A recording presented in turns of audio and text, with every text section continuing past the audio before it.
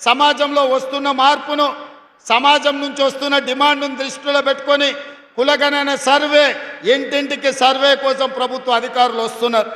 85,000 మంది ఈరోజు క్షేత్రస్థాయిలో పనిచేస్తున్నారు.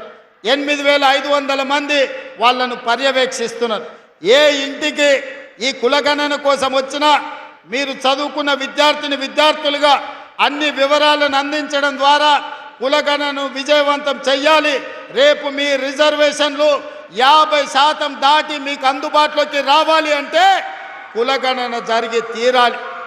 రేపటి భవిష్యత్తులో నిధులు జనాభా దామాష ప్రకారం నిధుల కేటాయింపు జరగాలి అంటే కులగణన జరగాలి. మీ చదువులకు ఉన్నత విద్యా అవకాశాలు రావాలి అనంటే కులగణన జరగాలి. మీ ఉద్యోగ ఉపాధి అవకాశాలు మీ తలుపు తట్టాలి అంటే ఈ రాష్ట్రంలో కులగణన జరగాలి.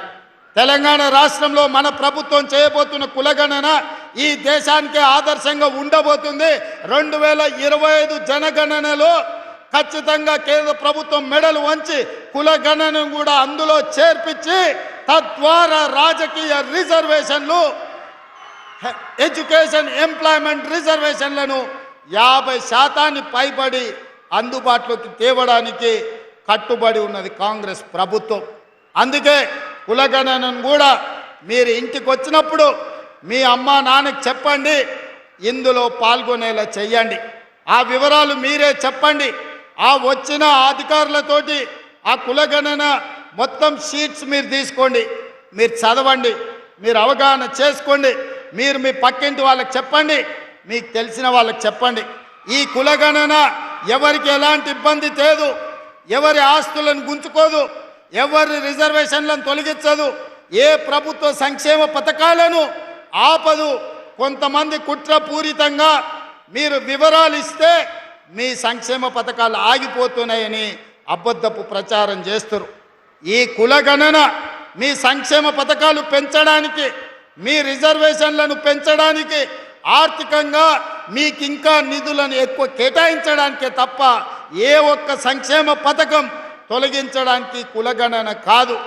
ఆనాడు రాహుల్ గాంధీ గారు ఈ దేశానికి మాట ఇచ్చారు. భారత్ జోడో యాత్ర సందర్భంగా కులగణన చేస్తాం, కులగణన ఎక్స్రే లాంటిది అని. ఇది ఎక్స్రే కాదు, mega health checkup for society. సమాజంలో ఉన్న అన్ని అంచనాలను తీసుకొని అందరికీ సంక్షేమ పథకాలు అందించడమే ఈ ప్రభుత్వం యొక్క ఆలోచన. అందుకే కులగణనకు ఎవరైనా అడ్డొస్తే వాళ్ళను ద్రోహులుగా ప్రజలకు చెప్పండి. అలాంటి ద్రోహులకు తెలంగాణ సమాజంలో తావు ఇవ్వకండి. ప్రజల్ని మభ్య పెట్టడంలో కొంతమంది ఉంటారు. 10 ఏళ్ళ అధికారంలో ఉన్నప్పుడు ఏ నిరుద్యోగ యువకులు గుర్తురాలే, ఏ అశోక్ నగర్ చౌరస్తా వైపు మళ్ళీ చూడలే, ఎవడు దిల్సుఖ్ నగర్ల కోచింగ్ సెంటర్లు ఉన్నోళ్ళ గురించి ఆలోచన చేయలే.